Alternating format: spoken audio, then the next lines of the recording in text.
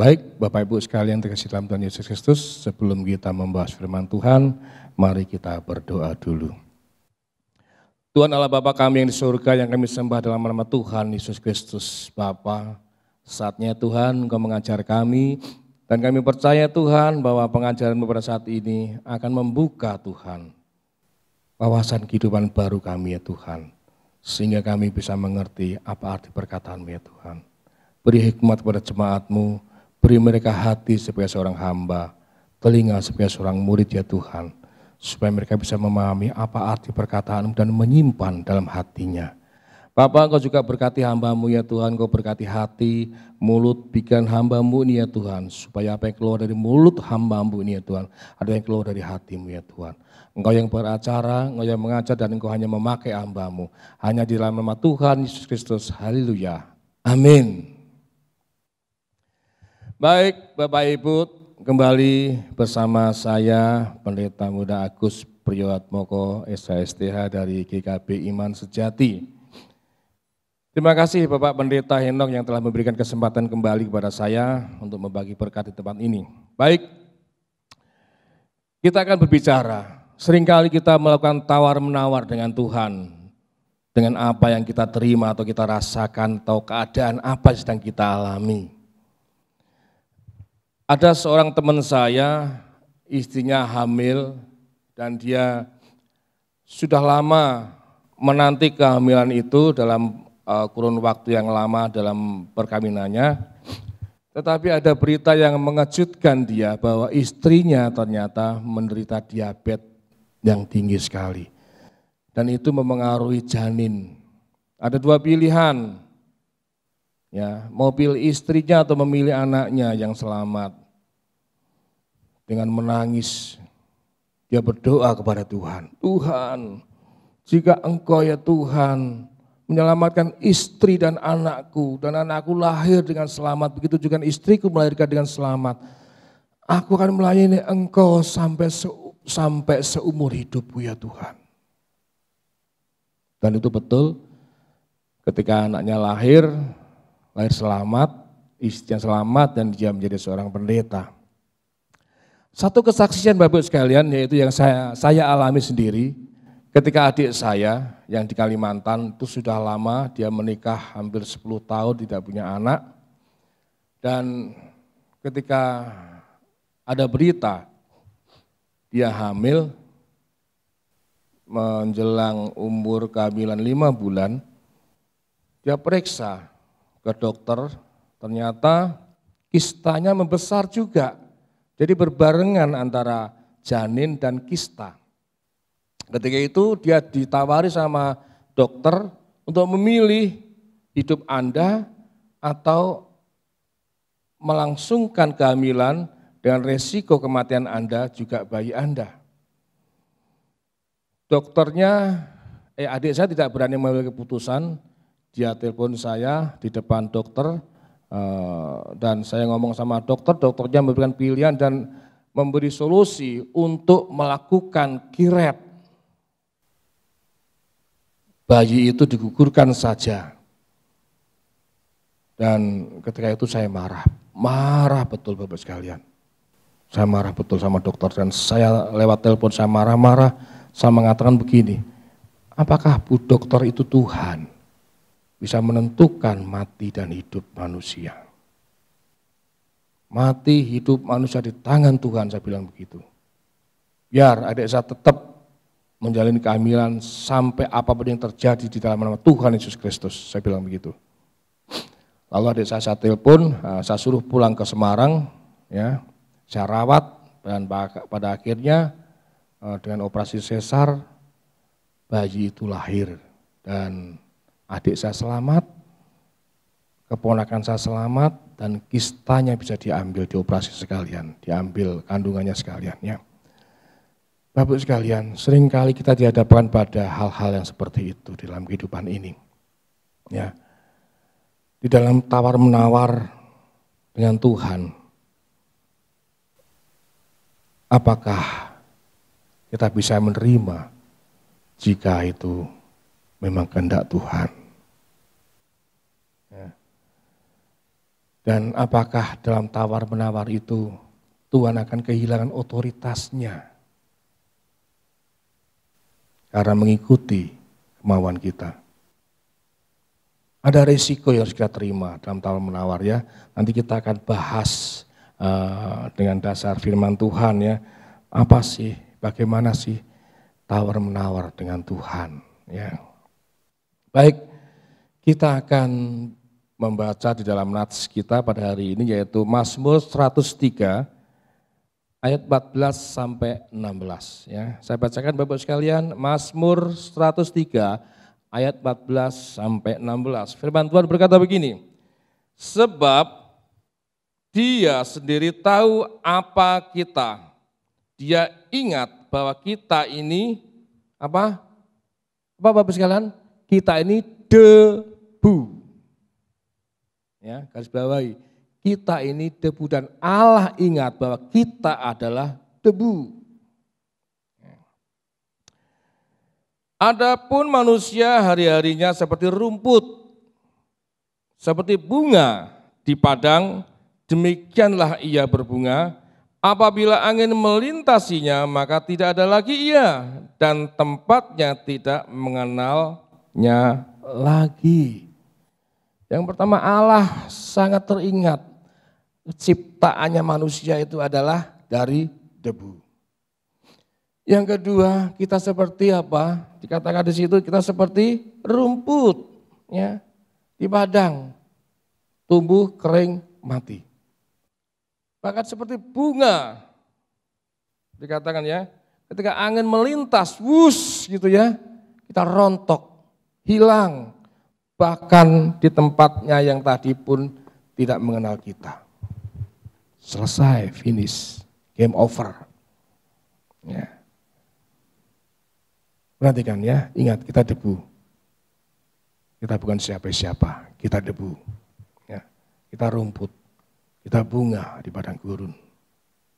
Setelah itu enggak ada lagi yang mengenal kita. Selesai. Ya. Artinya apa Bapak sekalian? Kita ini bukan apa?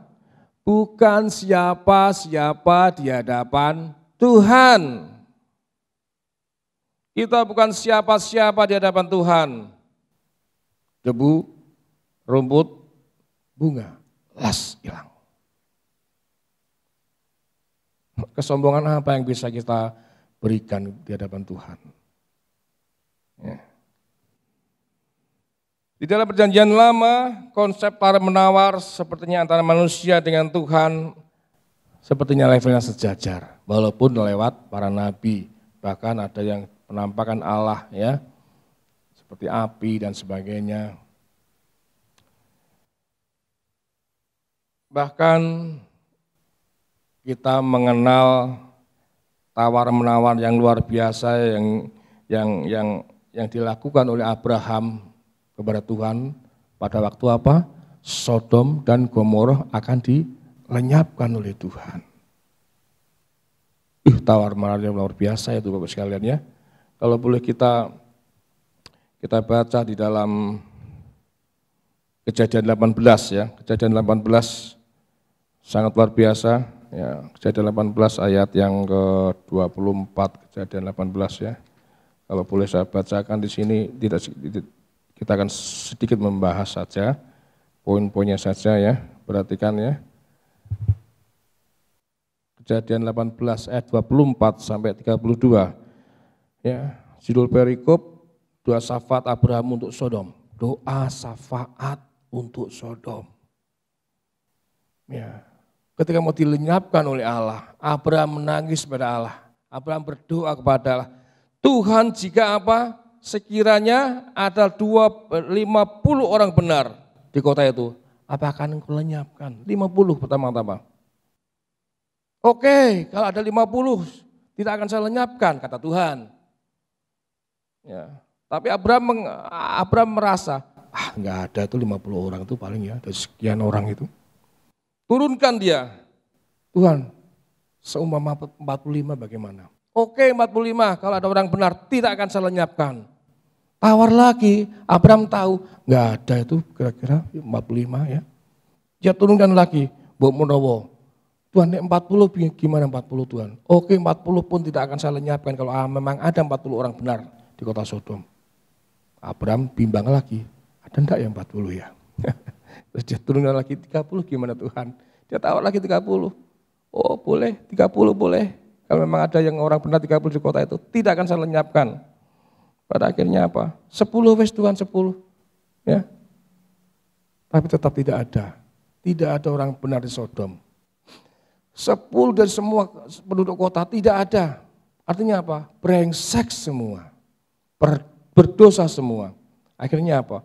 Sodom dan Gomora dilenyapkan oleh Allah.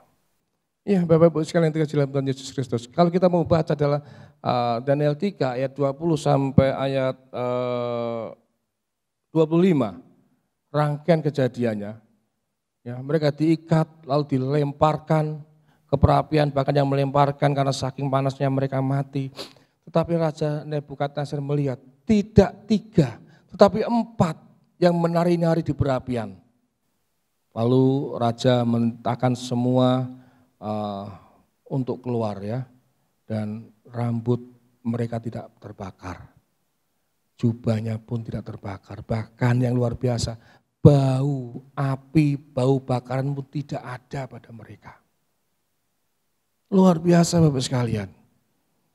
Ya, satu hal yang saya alami Bapak sekalian, jika saya tidak sakit jantung saya, ya, dan saya melakukan tawar-menawar tidak diberi sakit, mungkin saya masih nakal. Saya masih lari ke sana, gitu. Saya masih suka marah-marah. Tapi sekarang karena saya diberi sakit, saya tidak marah-marah lagi. Ya, saya anteng di rumah, saya kerja dengan ikhlas, dengan apa adanya. Ya, Tuhan punya rencana untuk merubah Bapak sekalian. Dan saya percaya ini yang terbaik buat saya. Ini yang terbaik buat saya. Dan saya tidak melakukan tawar-menawar sama Tuhan. Tuhan kalau boleh jangan kau beri aku sakit jantung. No, enggak. Saya terima. Ya. Ketika dokter mengatakan Pak harus pasang ring karena Bapak sudah 90% penyumbatan. Oke, lakukan dengan baik. Ya. Saya jalani, ya, saya ikhlas. Bapak sekalian, dari rangkaian kejadian Sadrak, Mesak, dan Abednego ternyata rangkaian rencana Allah untuk mengenalkan siapa sesungguhnya Allah Sadrak, Allah Mesak, dan Allah Abednego. Ya, luar biasa. Mari kita buka ya di dalam ayat selanjutnya, ayat 28 sampai 30. Setelah kejadian itu mereka tidak terbakar. Raja Nebukadnezar berkata, terpujilah Allahnya Sadrak, Mesak, dan Abednego. Ia telah mengutus malaikatnya dan melepaskan hamba-hambanya yang telah menaruh percaya. Yang telah apa? Menaruh percaya. Saya ulangi apa? Yang telah menaruh percaya kepadanya dan melanggar titah raja. Dan yang menyerahkan tubuh mereka karena mereka tidak mau memuja dan menyembah Allah manapun kecuali Allah mereka. Tidak mau menyembah Allah manapun kecuali Allah mereka. Sebab itu aku mengeluarkan perintah bahwa setiap orang dari bangsa, suku, bangsa atau bahasa manapun ya, yang mengucapkan menghina terhadap Allahnya Sadrak, Mesak, dan Abednego akan dipenggal-penggal dan rumahnya akan dirobohkan menjadi timbunan puing karena tidak ada Allah lain yang dapat melepaskan secara demikian itu. Luar biasa. Ya, Bapak Ibu yang dikasihi Tuhan Yesus Kristus, dari rangkaian kejadian dialami oleh Sadrak, Mesak, dan Abednego hanya satu rencana Allah, yaitu apa? Allah ingin memperkenalkan Allahnya Sadrak, Mesak, dan Abednego. Sehingga pada akhirnya Raja Nebukadnezar mengakui siapa? Mengakui Allahnya Sadrak, Mesak, dan Abednego, dan apa? Mengakui iman percaya mereka. Sangat luar biasa. Mari Bapak sekalian, jika ada masalah yang sedang kita alami, sakit penyakit ataupun juga, serahkan semua pada Allah. Biar Allah bekerja. Karena itu rangkaian dari rencana Allah. biar orang lain pun akan menilai sejauh mana iman kita dan sejauh mana Allah kita bekerja. Amin. Mari kita berdoa. Allah Bapa di surga, kami ucap syukur ya Tuhan, Engkau telah berfirman kepada kami, dan firman-Mu adalah ya dan amin. Kami menerima pengajaran ini ya Tuhan, dan kami belajar untuk lebih percaya kepadamu, lebih mengenal siapa Engkau Allah kami. Dan kami akan serahkan semuanya Tuhan, semua permasalahan kehidupan kami, hanya di dalam nama Tuhan Yesus Kristus. Haleluya. Amin. Mari kita doa syafaat. Allah Bapa di surga, kami mengucap syukur ya Tuhan, karena Engkau telah menyertai kami semua. Engkau telah memberkati kami semua Tuhan, dan kami percaya Tuhan, Engkau akan memberkati jemaat-jemaat-Mu di tempat ini ya Tuhan. Engkau akan selamatkan mereka, Engkau akan proteksi mereka Tuhan, dan Engkau akan Tuhan memberikan mereka berkat-berkat jasmani dan rohani kepada mereka ya Tuhan. Bapak kami percaya Tuhan, Engkau akan melepaskan semuanya ini dari permasalahan yang sedang terjadi ya Tuhan. Yang sakit akan Kau sembuhkan. Yang ada dalam masalah, Engkau akan selesaikan masalahnya ya Tuhan. Allah Bapa di surga, jika ada suami-suami yang sedang tidak melakukan otoritasnya, dia akan kembali kepada keluarga. Anak-anak yang nakal ya Tuhan akan kembali pada orang tuanya. Kasih mereka dalam satu keluarga akan terjalin dengan luar biasa ya Tuhan, karena Engkau menyertai kehidupan keluarga mereka. Kami juga berdoa untuk kembali sidang di tempat ini, kiranya Engkau berkati pelayanannya, Engkau berkati keluarganya, dan kami percaya Tuhan, dia akan menjadi berkat bagi banyak orang di tempat ini maupun di tempat lain ya Tuhan. Terima kasih Bapa, hanya di dalam nama Tuhan Yesus Kristus kami berdoa dan mengucap syukur. Haleluya. Amin.